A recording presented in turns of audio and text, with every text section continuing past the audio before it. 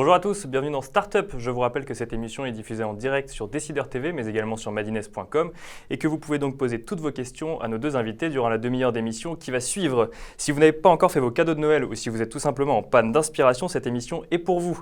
Nous allons aujourd'hui présenter la liste de Noël de la French Tech en compagnie de Pénélope Liot, à l'origine du projet, et Benjamin Carle, le réalisateur du reportage Made in France. C'est tout de suite dans Startup.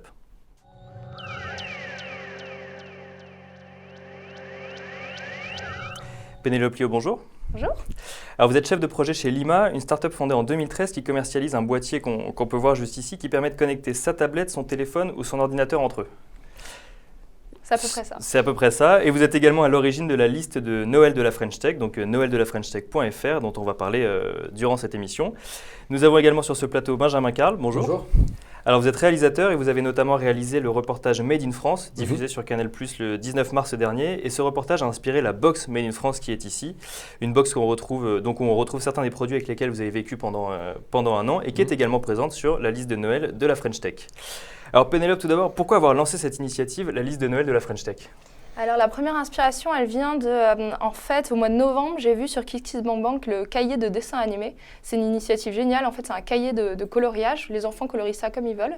Et en fait, après, ils prennent en photo les dessins avec leur smartphone et l'appli dédiée. Et ils voient leurs dessins et leur coloriage qui s'animent et qui deviennent un dessin animé. Et en fait, j'ai trouvé ça génial comme projet. Et on pouvait le recevoir à Noël. Et je me suis dit, alors que j'aurais pu finir le 24 ou le 23 chez Toys R Us à prendre n'importe quoi. Et là, j'ai vraiment pris quelque chose pour mes neveux qui correspondait à quelque chose de fort et qui aidait une start-up française. Et c'est là qu'est venu le début de l'idée. Et ensuite, on en a parlé avec mon équipe chez Lima et on s'est dit, mais en fait, on serait beaucoup plus fort si on parlait de tous nos produits ensemble. Et c'est comme ça qu'on a eu l'idée de lancer un collectif pour présenter tous les produits des start-up françaises pour Noël. C'est ça, c'est un seul site en fait qui donne des idées à tous les Exactement, c'est un site ouais. vitrine qui vraiment présente les produits mais aussi l'histoire de chaque entreprise. Et après, en fait, pour tout ce qui est achat, etc., on renvoie vers le site de chaque start-up, mais c'est vraiment se mettre ensemble pour faire parler de nous comme initiative globale. Alors, ça s'appelle la liste de Noël de la French Tech. C'est ouvert à toutes les startups françaises ou il y a une sélection quand même pour faire partie de ce collectif ? Alors, dans un premier temps, nous, on a été voir un peu autour de nous. L'initiative, elle a commencé sur Facebook. Il y a un groupe dédié pour les start-upers français. On a dit, est-ce qu'il y en a qui veulent faire ça avec nous ? Donc là, les premiers qui ont répondu ont participé. Après, on a beaucoup été parmi les gens qui exposaient à Osons la France, un forum qui a eu lieu au début du mois. Et ensuite, il y a pas mal de gens qui ont postulé pour nous rejoindre.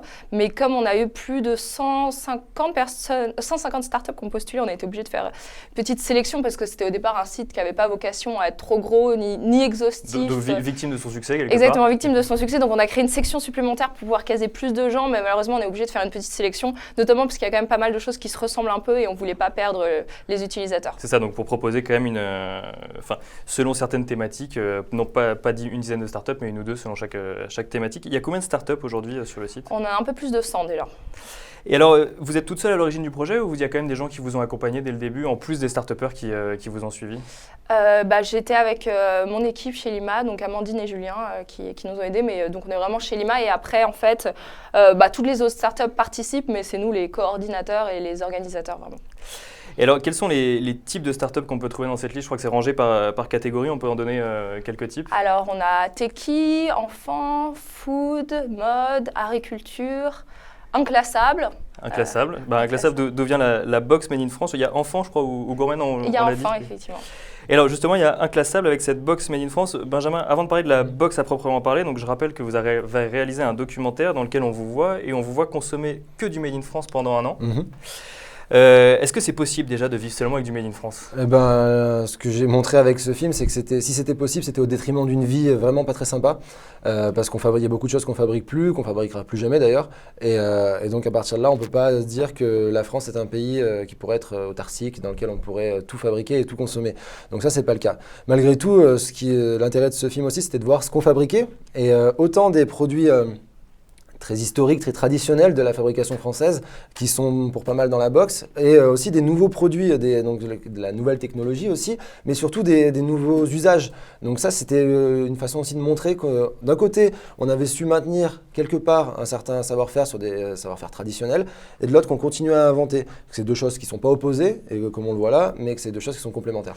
Parce que le Made in France, c'est quand même un truc très à la mode, on en voit partout en ce moment, on voit des petits drapeaux partout, donc on se dirait naïvement, vive Made in France, finalement c'est quelque chose de facile, je vais la supérette en bas de chez moi et je vais trouver du Made in France. Oui, ça dépend de la définition qu'on en fait, quoi. Le Made in France, ça veut un peu rien dire. Après, il y a la question de valeur ajoutée prise sur le territoire français. C'est là que ça commence à se compliquer. Mais pour autant, c'est un concept, le Made in France, c'est-à-dire que c'est les produits fabriqués en France. C'est pas l'alpha et l'oméga de l'économie, quoi. C'est-à-dire que c'est une très bonne chose parce que ça permet de maintenir des emplois. Par exemple, les objets qui se trouvent dans cette boîte contribuent au maintien de 330 emplois, donc les personnes qui fabriquent les objets qui s'y trouvent. Mais à côté de ça, ça ne veut pas dire que ça doit être un truc très biblique de fabriquer sur le territoire français. Et en tant que consommateur, c'est facile est-ce que c'est facile de trouver quelque chose de 100% français? Non, c'est très compliqué. Le 100% français, de toute façon, n'existe pas. La matière première, tout ça, c'est compliqué. Et même, ne serait-ce que de repérer les produits fabriqués en France dans les boutiques, ça, c'est très complexe. Vous faites le test, vous allez dans une boutique de fringues, essayez de trouver un vêtement fabriqué en France, bon courage, quoi. C'est pas comme ça que ça marche. Et alors, vous dites que c'est au détriment d'une vie normale. Et vos proches, ils l'ont vécu comment alors? Mes proches, ils ont été à la fois surpris, ils se sont beaucoup interrogés eux-mêmes sur leur consommation. Et ma copine avec qui je vis, elle a été vraiment gênée parce que c'est, comme je disais, moi j'ai vraiment fait ça à l'extrême pour pousser le pays jusqu'au bout, entre guillemets, voir ce qu'il pouvait me proposer. Donc j'ai vidé tout ce qu'il y avait d'étrangers chez moi. Donc j'avais plus de frigo, j'avais plus de machine à laver. Et c'est même l'image, je crois, qu'on a vue sur les réseaux sociaux. Vous êtes tout seul dans votre appartement avec un canapé et une guitare. C'est ça, en gros, et moi, chez moi au départ, quand j'ai commencé, il y avait que 5% des produits qui étaient chez moi qui étaient fabriqués en France. À la fin, j'étais avec 96% de valeur. Vous avez été labellisé Made in France. C'est ça, j'ai été labellisé Origine France Garantie parce que c'est le nom du label officiel. Et alors, il y a un moment qui m'a frappé dans ce reportage, c'est quand vous dites que votre grand-père, lui, arrive à consommer Made in France et vous dites finalement, est-ce que consommer Made in France, c'est totalement Made in France aujourd'hui, c'est pas un retour en arrière? Alors, c'est l'impression qu'on en a, et c'est ça, mais c'est surtout ce qu'il ne faut pas penser, quoi. Et lui, il me le dit très bien, la marche arrière, ça n'a jamais profité à personne. Je pense que justement, de voir qu'il y a des entreprises qui fabriquent en France, non, mais qui imaginent déjà en France des produits, c'est une bonne solution. La question après, c'est comment ces idées, on les transfère à l'échelle industrielle. Est-ce que ça va être juste de penser les produits comme sur le modèle, on va dire, d'Apple, pour ainsi dire, penser les produits à un endroit, les faire fabriquer ailleurs et se dire qu'on va gagner de l'argent là-dessus? Ou est-ce que ça peut être aussi une solution industrielle à l'échelle nationale pour dire, ce type de produit, on est capable de le fabriquer en France, faisons-le ici. C'est la question d'après, quoi. Et alors, il y a un a priori quand même sur le Made in France, c'est la question du coût. C'est vous, donc vous avez fait le pari de faire ça avec 1 800 € par mois, vous avez quand même été obligé de contracter un prêt pour être labellisé Origine France garantie. Donc consommer Made in France, c'est pas forcément donné à tout le monde, finalement. Alors moi, j'avais un biais, c'est que je devais tout remplacer. Donc évidemment, là, ça compliquait encore la tâche. Après, sur chaque type de produit, c'est à chacun de faire la balance. Je prends souvent l'exemple du vêtement. Un pantalon fabriqué en France, ça coûte 110 €. On peut se dire que c'est cher. En attendant, les jeans de marque qu'on a l'habitude d'acheter chez Levi's et d'autres marques de ce type-là, pour ne pas les citer, elles sont entre 90 et 110 €. Donc, on peut se dire que c'est à peu près le même prix. Par contre, si on a l'habitude d'aller dans du mass market au coin de la rue, là, un pantalon, ça peut coûter 15 €, un jean, ça peut coûter 7 €. Donc là, en effet, c'est beaucoup plus cher, mais ça n'a aussi rien à voir. Mais il y a quand même une question de qualité aussi à un moment qui intervient, j'imagine. De qualité et de coût du travail aussi, tout simplement, quoi. C'est quand on achète un produit fabriqué en France, il ne faut pas se plaindre que le prix est cher, parce que c'est les gens qui l'ont travaillé, qui ont coûté de l'argent aussi et qui ont été payés pour le faire. Alors, vous rencontrez à la fin du reportage Arnaud Montebourg, que vous étiez allé voir au début, et on se souvient d'Arnaud Montebourg pour ses efforts pour promouvoir le Made in France, notamment avec la marinière. Vous, lors de votre reportage sur le terrain, vous avez senti cette volonté des Français de consommer Made in France? J'ai senti une espèce de schizophrénie, je dirais, une volonté de consommer des produits français, et en même temps un aspect très consommateur, qui est de dire là je peux pas, quoi. Et donc où j'ai plus envie, et c'est pas mon choix. Je préfère faire le choix d'un produit sur le packaging, je préfère faire le choix parce que c'est la marque que j'ai l'habitude d'acheter, ou le prix, mais le Made in France rentre qu'après. Donc il y a une vraie volonté, sur le déclaratif on le voit, les gens ont envie de consommer des produits français, mais aussi ils ont une image des produits français qui est peut-être pas très actuelle, et je pense qu'une initiative comme le Noël de la French Tech donne un peu d'air à ça. Et justement, on va voir qu'on a un écosystème assez dynamique. Pénélope, au-delà du consommer français, consommer les produits de start-up françaises plutôt que ceux de grands groupes industriels, c'est un peu ça finalement le pari de la French Tech. En fait, c'est la hotte du Père Noël, le Noël de la French Tech. Exactement. Alors, je ne dirais pas qu'on se place contre les groupes industriels. Non, c'est vraiment montrer que les startups françaises tout près de chez nous font énormément de choses, que ce n'est pas des choses qu'on voit que dans les journaux et qui ne sont pas faits pour nous, mais que ce sont vraiment des produits pour tous les jours. Là, on en verra quelques-uns tout à l'heure, mais c'est vraiment fait pour les consommateurs et qu'eux aussi, ils peuvent mettre de l'innovation française sous le sapin, qu'on parle de la croissance, on ne peut rien faire et tout le monde est un peu déprimé, mais que de manière très simple, on peut déjà soutenir les startups françaises en les encourageant, en regardant leurs produits et en essayant de s'intéresser un peu à ce qui se fait près de chez nous. C'est ça, parce qu'on entend souvent justement que soutenir le Made in France, c'est soutenir la croissance française, mais soutenir les startups françaises, même si elles ne produisent pas en France, c'est également soutenir la croissance finalement. Exactement. Faire que ces startups deviennent de plus en plus grosses ne reste pas... Alors, il y a l'idée, on veut pas... Toutes les startups qu'on voit, elles ne veulent pas rester juste en France, parce que c'est normal. La France, c'est le début, mais tout le monde a vocation à aller de manière plus internationale, parce que c'est comme ça qu'on crée plus de valeur, mais aussi des emplois en France. Par exemple, notre startup Lima, certes, on produit en Chine, donc ça, on est très transparent là-dessus. La partie hardware est produite en Chine, mais tout ce qui est software et toute l'entreprise est en France. Et en un an, on est aujourd'hui 20 salariés. Et alors, est-ce que vous sentez cette volonté des Français de privilégier peut-être pas forcément le bon terme, mais de consommer start-up, d'aller aider des jeunes pousses qui se lancent plutôt que d'aller chez les grands groupes industriels? Donc c'est-à-dire que c'est quand même un effort d'aller chercher des jeunes entrepreneurs qui se lancent. Alors, je pense que les gens se rendent... de manière déclarative, tout le monde veut aider les startups françaises. Mais après, ce qui est assez drôle, c'est que moi, il y a pas mal de gens, j'ai dit, allez, viens voir, il y a plein de choses. Et ils arrivent, ils disent, ah, mais en fait, il y a vraiment des choses chouettes. Je dis, oui, parce que je me tue à vous dire.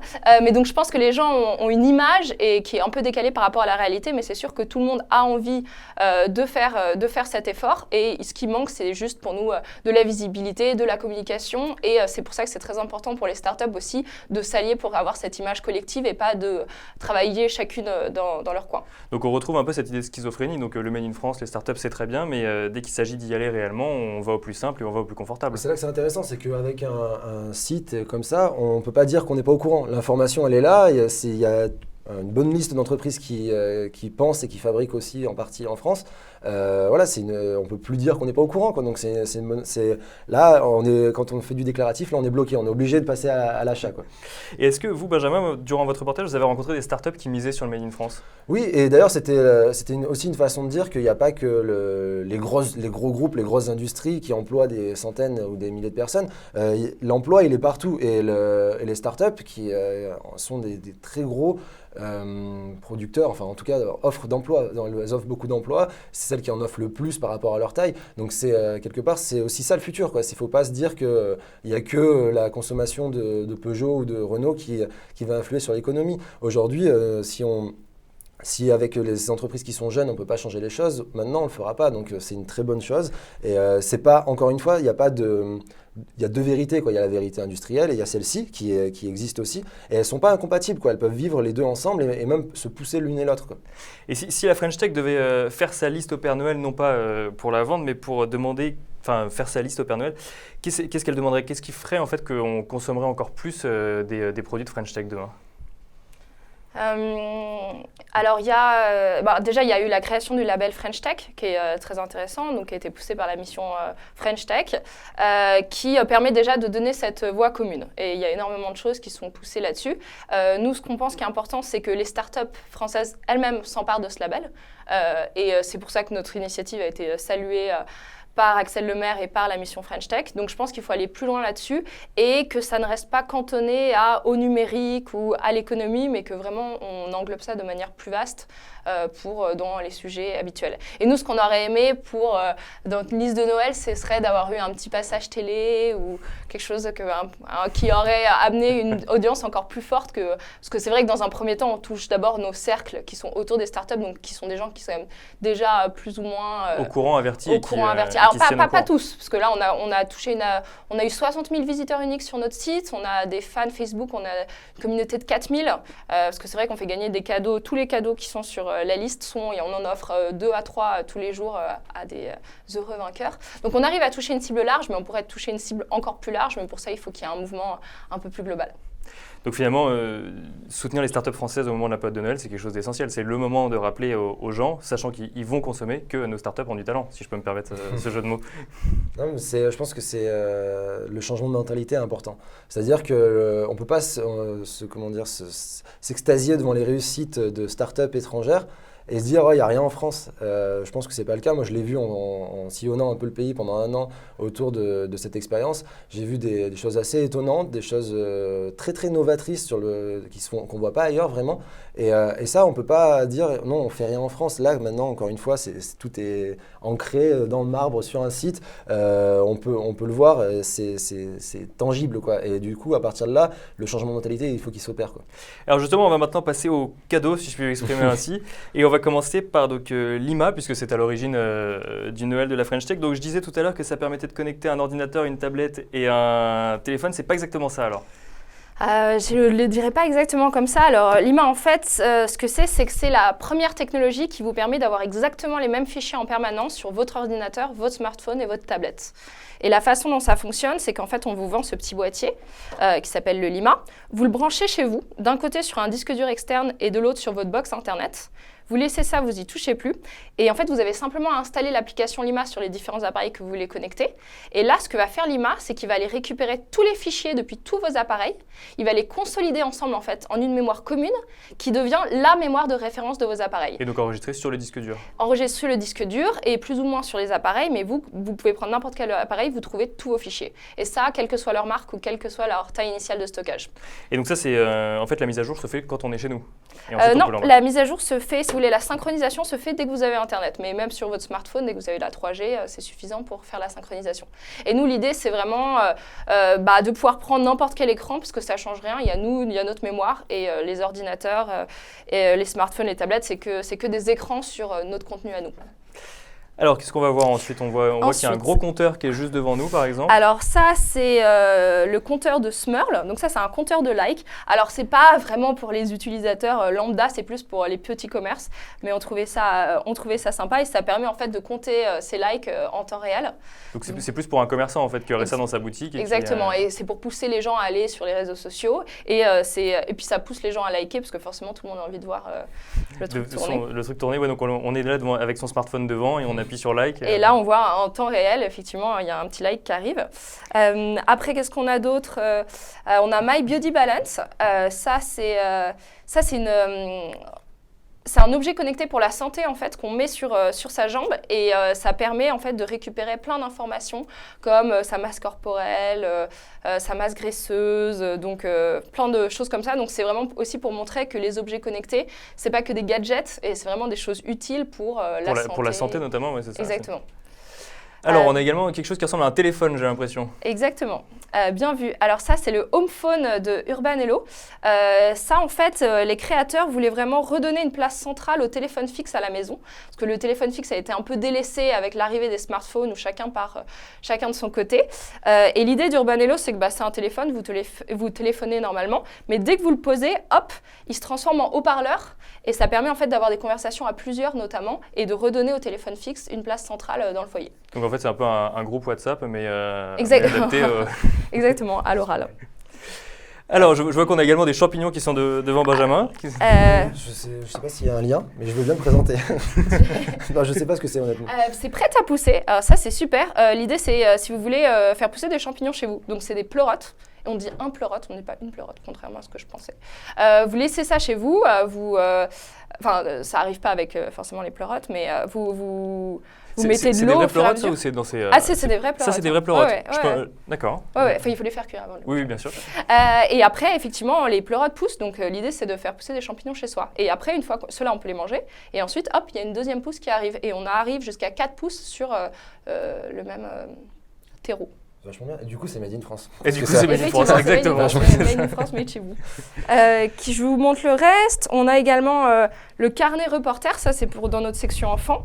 Ça, c'est très sympa aussi. C'est pour les enfants de 7 à 11 ans, je crois, qui veulent interviewer leurs grands-parents. Et en gros, donc, il y a plein de petites choses pour qu'ils racontent leur vie. Et l'idée, c'est vraiment déjà d'occuper les enfants pendant ces longs repas de famille à l'approche de Noël, mais aussi de retisser les liens entre les générations en poussant les petits à s'intéresser aux plus âgés. C'est vrai que ça a un avantage, c'est que ça permet de conserver les souvenirs de famille. Faut pas gaffer quand même. Faut pas gaffer, ouais, c'est ça. Non, c'est ça, donc reporter. Parce qu'après, c'est écrit et ça reste dans le carnet. On en a encore 3 autres. Alors, on va passer aux vêtements, oui, c'est ça, on a 12 à l'heure ici. Alors, toi aussi, tu as fait un pari stupide. 12 heures, c'est une marque de t-shirt. Respirant. Exactement, respirant et qui permet en fait qu'il y a plein de messages un peu décalés pour pousser les gens à faire du sport. Ouais, j'en avais vu un autre où c'était Forest m'a tout appris. Moi, Exactement. Et nous, pour Lima, on avait eu 8 km, c'est pas le Pérou. Nos t-shirts. Alors, on va continuer dans les vêtements. Je crois qu'il y a celui-là derrière. Alors, on va le passer. Hop. Une jolie veste. Alors ça, c'est Bob Carpenter. Alors l'idée derrière Bob Carpenter, c'est de prendre les codes de l'entreprise, mais de façon décalée. Donc de fournir des objets chics, mais décalés pour apporter chez soi. Et ça, c'est leur dernière création. Donc c'est un blazer qui a été un peu revisité. Et il est financé de manière participative sur KissKissBankBank, pardon. Donc une plateforme de financement participatif où vous pouvez précommander votre blazer et du coup, vous l'avez beaucoup moins cher. Ah bah, et j'en ai un dernier, avant qu'on l'oublie. On va le remettre pour autre. Et on a également une photo. Alors ça, c'est Pixopolitan, donc une très jolie photo de Paris. Et l'idée, c'est de pouvoir acheter des photographies urbaines, donc sur cadre, très jolies, et de toutes les villes. Et vous pouvez même commander votre photo d'une ville en particulier, d'un endroit. Et c'est un photographe, en fait, c'est des photographes qui les mettent sur le site et ensuite on choisit la photo qu'on veut et on l'imprime. Exactement. Et donc tout ça est sur le Noël de la French Tech. Noël de la French Tech. Et sur Noël de la French Tech, il y a également la box Made in France et donc qui a plein de choses à l'intérieur qu'on va découvrir. Oui, alors donc la box Made in France, donc on est d'accord, ça vient vraiment de ce documentaire que j'avais réalisé au mois de mars et sur l'année dernière pour Canal+. Donc assez logiquement, il y a le DVD du documentaire qui est présent dedans. Qu'on vous conseille de regarder si vous voulez savoir comment consommer Made in France. À l'intérieur, c'est en gros la meilleure façon de consommer des produits français, en essayant de ne pas prendre mon exemple parce que j'ai été certes un peu extrême, mais ça aide. On rappelle que vous vous êtes fait tatouer un coq dans un hexagone quand même, dans oui, le reportage. J'ai des marques, des séquelles encore de ça. Mais il y a des produits assez marrants et qui sont pas, ça fait pas nouvelle technologie ou start-up, mais c'est assez rigolo. C'est la dernière brosse à dents fabriquée en France. Il n'y en a plus qu'une. Elle m'a un peu sauvé la vie et donc c'était sympa de l'avoir dans cette box qui était une façon de dire voilà, ça c'est un kit de survie pour commencer à consommer français et la brosse à dents est un bon objet pour le faire. Après, il y a aussi un Opinel qui est fabriqué en Savoie. D'accord, Opinel que tout le monde connaît finalement. Oui, voilà, c'est une marque qu'on connaît et qu'on a perdu l'habitude. Finalement, on savait que c'était fabriqué en France, on ne savait pas si ça l'était encore, mais ça l'est encore. Et alors, à l'image de ces verres Duralex aussi, les verres qu'on avait à la cantine et qui en fait sont encore fabriqués à la Chapelle Saint-Mémin et qui emploient 200 personnes dans ces usines. Et c'est la preuve que des produits très historiques du Made in France le sont encore. Reste là, oui, effectivement. Et on a une deuxième brosse à dents et un deuxième verre. Voilà, c'est ça, il y a 2 verres et 2 brosses à dents. Il y a aussi un stylo Bic qui est un peu historique du Made in France aussi, pour montrer que ces vieilles entreprises qui faisaient en France le font encore.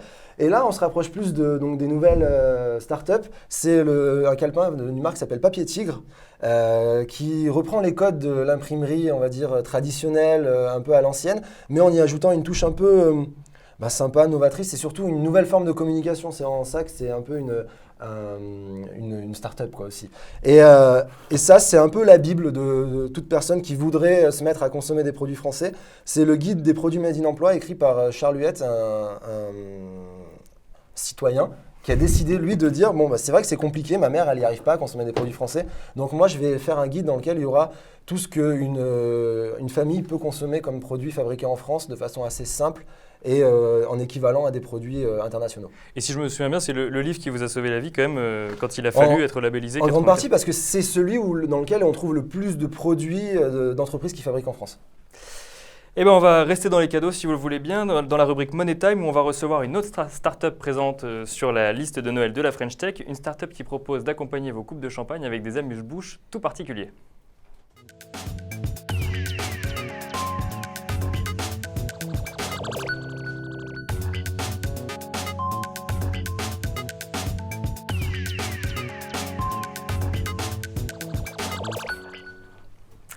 Clément Cellier, bonjour. Bonjour.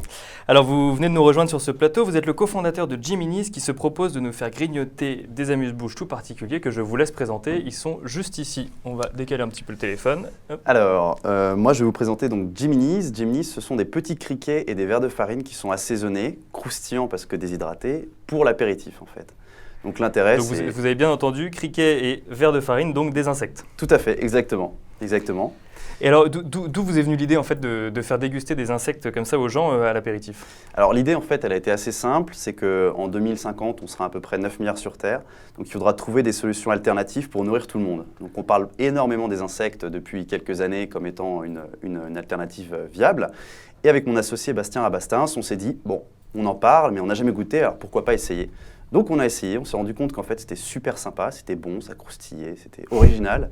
Et on s'est lancé dans cette aventure. On a créé Jiminy's. Eh ben vous nous donnez envie de goûter, Benjamin, Pénélope, est-ce que ça vous tente un petit criquet? Bah, allez. Alors, les petits criquets, en fait, donc ils sont vraiment entiers. Nous, on a fait le pari de les garder entiers pour habituer les gens à manger des insectes et pas les cacher un peu partout. Donc c'est assez simple. Là, ici, vous avez des petits criquets au poivre et la tomate séchée. On retire les ailes comme ceci. Voilà. Et voilà, ça se mange tout seul. Je précise, il ne faut pas être allergique aux crustacés. Parce qu'en fait, les insectes sont les cousins des crustacés qu'on ne connaît pas. Donc c'est comme une crevette en fait, il faut surtout pas... Exactement. Viande, en fait, c'est considéré que c'est comme de la viande ou... Ah, ça va dépendre des courants de pensée, en fait, tout simplement. Bien tenté. Il y a des végétariens qui en mangent. Ouais. C'est ça, ouais, Il y a des végétariens qui en mangent, d'autres Bon. qui n'en mangent pas. Parce qu'à partir du moment où c'est un animal, effectivement... C'est très bon. Moi je suis pas végétarien, donc quelle est la réaction des gens quand on leur propose de manger des criquets comme ça? Alors évidemment, ça va dépendre de tout à chacun, hein. Il y a des personnes qui vont être choquées, d'autres qui vont être hyper enthousiastes parce qu'effectivement on en parle depuis des années mais personne n'a vraiment eu l'occasion de goûter. D'autres personnes qui en ont vu dans leur voyage et qui n'ont pas forcément sauté le pas. Mais en général, on va dire que dans 95% des cas, les gens quand ils le goûtent, quand ils le mangent, ils trouvent ça très sympa parce qu'il n'y a pas de goût spécifique, incroyable, dégoûtant. Et en plus, il y a cet aspect croustillant qui rappelle les chips et les cacahuètes qui plaît. Oui c'est ça, en fait c'est un peu le goût d'un gâteau apéritif finalement. Exactement, c'est ça. C'était vraiment le but, en faire un petit gâteau apéro pour habituer les gens petit à petit à l'idée qu'on peut manger des insectes. Et donc en fait quelque part vous évangélisez le marché français avec les insectes. Comment est-ce qu'on fait concrètement pour évangéliser ce marché? Ah bah alors, il y a pas mal de solutions, d'actions de communication. Nous, par exemple, une fois par mois, on organise les apéros de Jiminy's. Donc le principe, en fait, c'est d'inviter notre communauté, les gens qui nous suivent, à venir nous retrouver le temps d'une soirée, goûter des insectes, découvrir vraiment ce qu'on fait. Et puis, nous, on se rend disponible pour répondre à toutes les questions, etc. Il y a après le fait d'être distribué dans des points de vente sélectionnés, épicerie fine, grands magasins, site internet, qui rend le produit disponible assez facilement. Benjamin, Pénélope, vous avez aimé cette expérience? Vous avez aimé les criquets? Ils sont à quel goût déjà, pardon, je me souviens plus. Alors, c'est poivre et tomates séchées, ceux-là. Poivre et tomates séchées. Franchement, c'est très bon. Oui, c'est pas très dérangeant en fait. Il y a une petite barrière psychologique à passer, je pense. Bien sûr, culturel surtout. Oui, culturel. Mais c'est une bonne solution parce que les chiffres sont là, quoi. C'est que on va un peu galérer dans pas longtemps, donc autant manger ce qu'on trouve, quoi. Ça fait partie des solutions. Et, pardon, Vous êtes sûr Pénélope. que les gens pensent bien à enlever les ailes parce que... Alors, c'est écrit sur les boîtes, en fait. Ok. Là, vous pouvez lire, vous pouvez déguster vos criquets entiers où elles étaient retirées. Donc on peut quand même les déguster avec On peut les ailes. quand même les déguster, mais vu que c'est très fin, ça colle un peu dans la bouche. Et est-ce qu'il y a d'autres insectes prévus, je sais pas, l'année prochaine par exemple? Oui, bien sûr. Cafard. Non, pas les cafards. On va partir plutôt sur Une les sauterelle. grillons. Après, on va certainement faire d'autres types de vers. Mais aujourd'hui, il y a à peu près 1800 espèces d'insectes connus comme étant comestibles, donc il fallait bien en sélectionner quelques-uns. Et tous nos produits sont donc fabriqués en Europe exclusivement, avec la cuisine, toute la partie cuisine et emballage, qui est en Normandie en fait. Donc voilà, on va dire que c'est du made in Normandie. Est-ce que ça peut faire un plat vraiment? Parce que là, c'est assez petit, donc, les insectes, donc ça fait biscuit apéritif. Mais est-ce qu'il y en a un qui peut faire un plat et remplacer vraiment en termes de consistance la viande? C'est quoi le plus gros insecte comestible? Alors là, en fait, on va vraiment jouer sur le taux de protéines. Donc dans un criquet, par exemple, tu vas avoir jusqu'à 47% de protéines. Donc c'est à peu près 2 fois plus que dans du bœuf ou du poulet. Évidemment, il va falloir en consommer en grosse quantité. grosse quantité. Là, pour l'instant, l'objectif, c'est vraiment de faire découvrir les insectes autour de l'apéro. Donc c'est pas de nourrir, mais c'est plutôt le côté plaisir, etc. Mais on va prochainement sortir une gamme, justement, la gamme Origine, qui sera une gamme sans assaisonnement, à cuisiner avec des plus grosses quantités. Et là, effectivement, tu pourras remplacer ta viande par des criquets ou par des vers de farine. Donc on pourra faire une salade de criquets par Exactement. exemple. Exactement. Merci à tous les trois d'être venus sur ce plateau. Je rappelle donc que si vous voulez retrouver toutes vos idées de cadeaux, vous allez sur noeldelafrenchtech.fr, c'est bien ça. Exactement. La semaine prochaine, pas de start-up, ni la semaine d'après. Évidemment, c'est Noël et le réveillon. Je vous donne rendez-vous le 7 janvier pour une émission spéciale sur comment entreprendre à New York. En attendant, très bonne journée à vous.